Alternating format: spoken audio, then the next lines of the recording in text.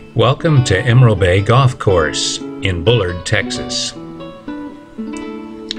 Hole 1 is a par 4 with a slight dogleg to the right, where it is imperative to miss the trees on the left and right. A little fade puts you in a good location to attack the unbunkered green.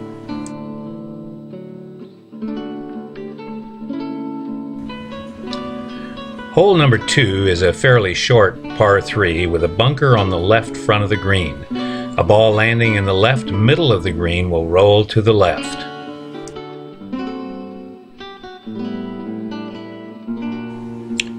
Hole 3, a par 4, is a sharp dogleg to the left, but cutting the corner could be out of bounds or clip a tree.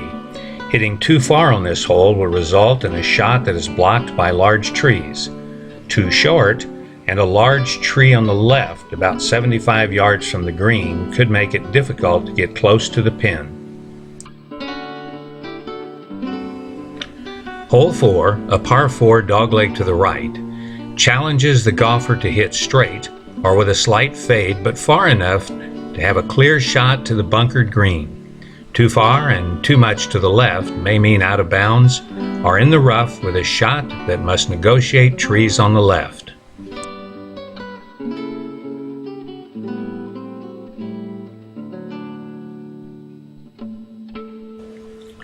Hole 5, another par 4 dogleg to the right, is best played favoring the right side of the fairway and getting near the 150-yard marker to have a clear shot to the green.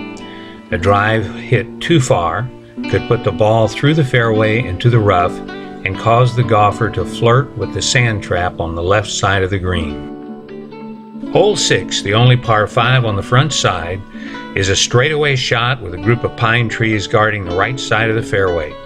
The fairway is quite wide and provides an opportunity to hit away. While not noticeable from the tee, this hole does go uphill slightly, and that makes a difference on the approach shot to the unbunkered green. Hole 7, a par 4, is a slight dogleg to the left with a nice wide fairway. A ball on the left side of the fairway, depending on the distance, could challenge the golfer to hit over some small trees. A drive to the right center of the fairway is favored for a comfortable approach to the green. Beware, a sharp hook on the approach shot could find the water on the left. Hole 8, a par 3, has an elevated green with sand on both sides. The tee shot must travel over a finger of the lake. Hitting the ball just short of the green will find the ball rolling back down into a collection area below the surface of the green. Hitting the ball to the back of the two-tiered green leaves a challenging putt for a front to middle pin location. Hole 9, a par 4, offers a reasonably comfortable fairway with a drive over an arm of the lake from the black and blue tees. Straight or slightly right of center is the favored shot to have a good view of the left bunkered green. From about 150 yards and in, there is a slight incline towards the green. From the left side of the fairway, you can expect to fly over the left front bunker. Hole 10, a straightforward par 3 that from the back tees makes your shot pass over an indention of the lake.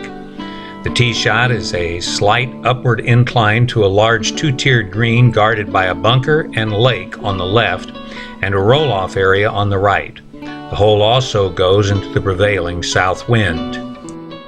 Hole 11, a par 4 into the prevailing south wind with trees and water on the left and undulating mounds on the right just before some large strategically placed trees provides a scenic challenge to reach the unbunkered green. Hole 12, a challenging par 5, has the driving range and out of bounds on the left and a portion of the lake protruding across 1/3 of the fairway about the landing area for a well-struck drive. The second shot must be strategically placed to avoid having the approach shot blocked by a large tree on the left side of the fairway. To the right, a portion of the lake comes into play. A gettable par 5 with well-placed shots. Hole 13, an intimidating par 4 from the black, blue, and white tees. The hole goes over water and uphill from the landing area with an elevated green guarded on the right by a large sand trap below the level of the green, and a tree on the left side of the fairway just 30 yards from the green. Placing a tee shot on the right side of the fairway is a must to have a clear shot to this green. A stand of pines on the right and the lake on the left challenges the golfer to hit a good shot.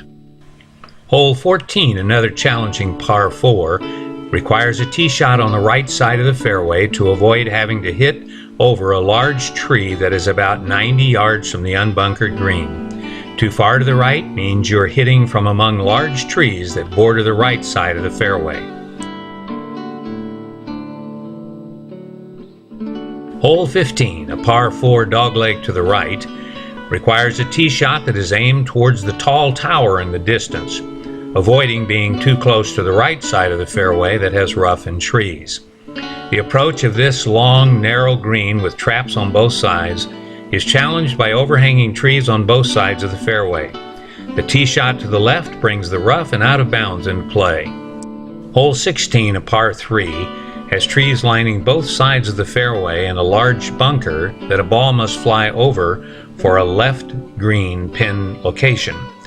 There are also traps behind the two-tiered green, probably the most challenging par 3 on the course. Hole 17, a par 5, that has trees lining both sides of the narrow fairway up to the 150-yard marker, favors a drive on the left side of this slight dogleg right fairway. The second shot will still have trees lining the fairway and requires a shot along the left side of the fairway to avoid a large tree on the right that will hinder a shot hit on the right side of the fairway. The unbunkered green is slightly uphill from the 150-yard marker. Hole 18, a par 4 that is slightly downhill towards the lake that crosses about 75 yards before the green.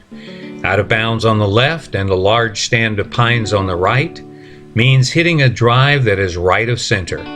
The approach shot is usually from a slightly downhill lie over the water in front of the green. If your drive is in the rough or short, you'll need to make a decision about laying up short of the lake. A great finishing hole that can cap the day on a lovely, well laid out and maintained golf course.